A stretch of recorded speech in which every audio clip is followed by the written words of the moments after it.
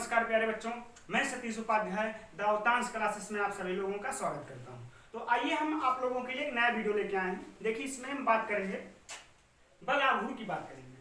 अगर आपके पास कोई एक समान विद्युत क्षेत्र है और उस विद्युत क्षेत्र में थीटा कोण पर किसी इलेक्ट्रिक डाइपोल किसी विद्युत द्विध्रुव को हम रखते हैं तो उस द्विध्रुव पर एक बल आघूर्ण काम करता है। उसी बल आघूर्ण की हम चर्चा करेंगे और उसके लिए हम व्यंजक की बात करेंगे। उसके लिए मतलब व्यंजक की उत्पत्ति करेंगे, फार्मूले का निगमन करेंगे। ठीक है, तो देखिए क्या होता है।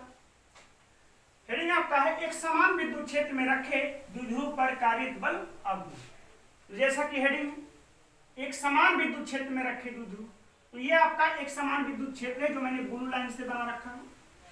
एक समान विद्युत क्षेत्र, इसमें हमने किसी इलेक्ट्रिक डाइपोल को रख दिया है जो क्षेत्र से थीटा कोण पे रखा हुआ। देखिए थीटा कोण पे रखा है, तो विद्युत द्विध्रुव पर एक पे प्लस आवेश होता है, एक पे माइनस क्यू आवेश होता है। मतलब द्विध्रुव के एक सिरे पर प्लस क्यू आवेश, एक सिरे पर माइनस क्यू आवेश, बीच की दूरी।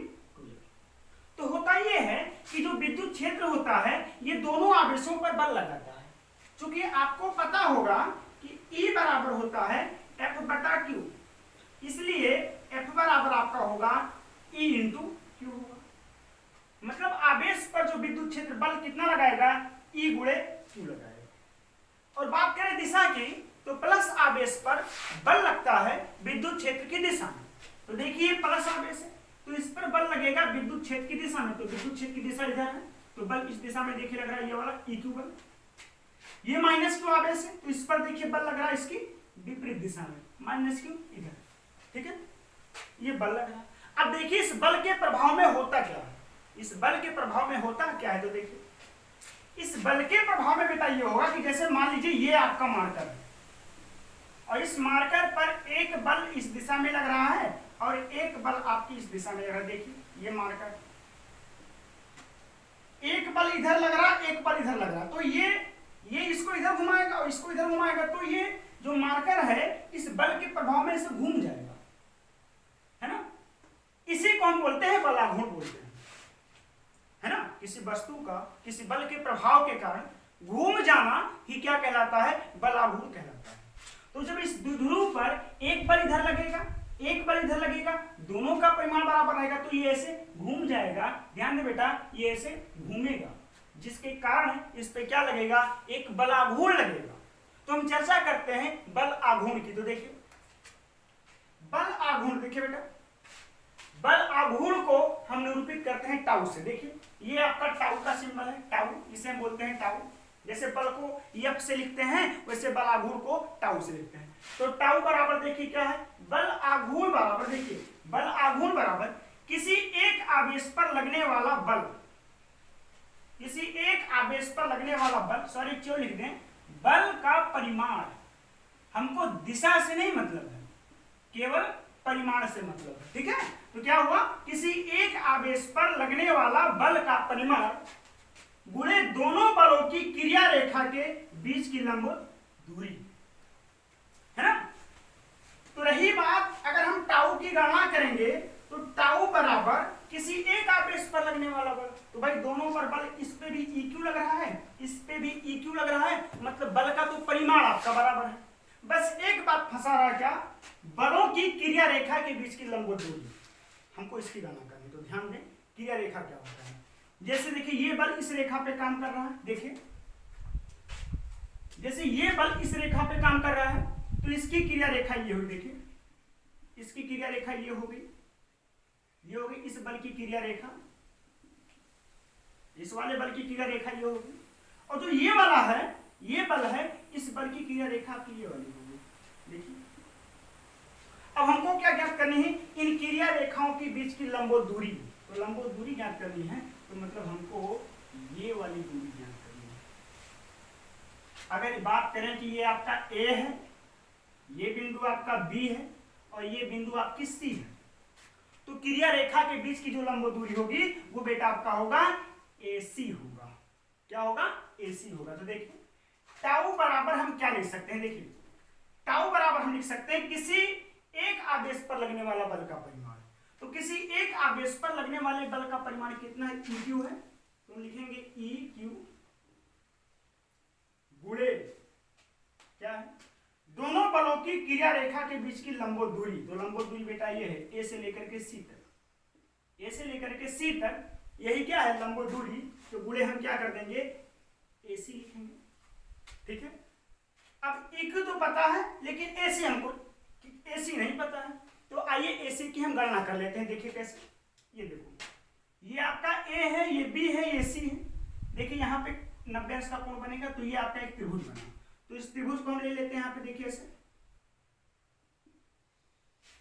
देखिए ये आपका बेटा A हो गया, ये आपका B हो गया और ये आपका C हो गया। देखिए यहाँ पे कोण कितना बना थीटा, तो यहाँ भी तो कोण बनेगा थीटा, मतलब बिंदु B पर कितना कोण बनेगा थीटा, थीटा बना। अब देखिए A से लेकर के B तक की दूरी कितनी है 2l, द्विध्रुव की लंबाई, तो A से लेकर के B तक की दूरी कितनी है बेटा 2l हो गई।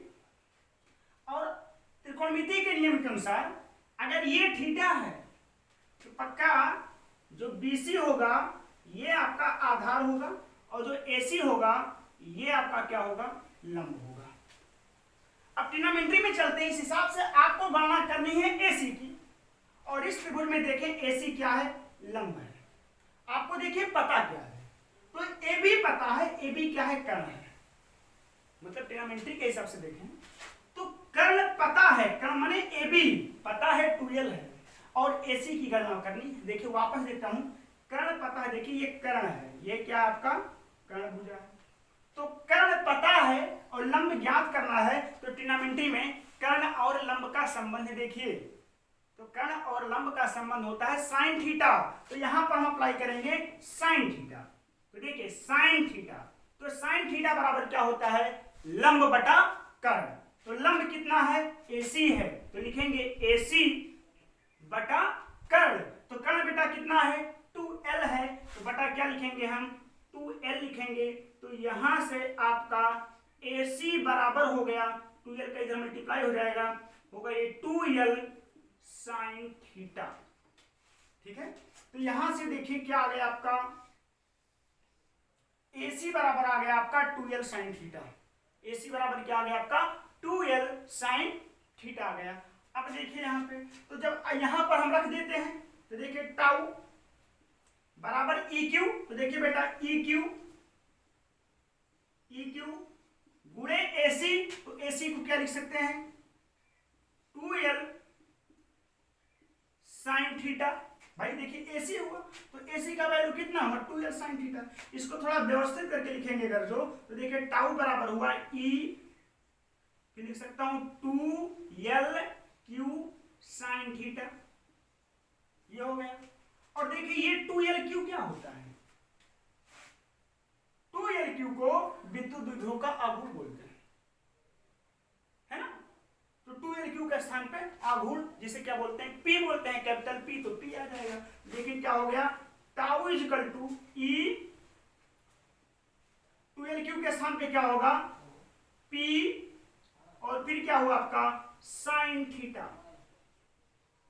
तो बलाघूर्ण टाउ बराबर कितना हुआ EP साइन थीटा, आई बात समझ में, तो ये बलाघूर्ण का आपका व्यंजक निकल के आ गया। अब देखिए जो विद्युत क्षेत्र E है ये आपका सदिश राशि होता है, और जो आपका विद्युत द्विध्रुव आघूर्ण है आपका, है ना, ये भी आपका होता है सदिश राशि, और यहाँ क्या लिखा लास्ट में साइन थीटा, इसका मतलब ये सदिश गुणा में। जैसे देखिए अगर क्लास 11th में आप वेक्टर पढ़े होंगे तो उसमें होता है, अगर कहीं लिखा है बेटा देखो vector A cross vector B, तो इसको हम लिख सकते हैं AB साइन थीटा, है ना, vector A cross vector B बराबर हम लिख सकते हैं AB साइन थीटा। तो ये देखो क्या लिखा है E भी एक वेक्टर है सदिश राशि, P भी क्या है वेक्टर है, साइन थीटा आ गया है। इसका मतलब इसको हम टाउ को लिख सकते हैं टाउ बराबर E, टाउ बराबर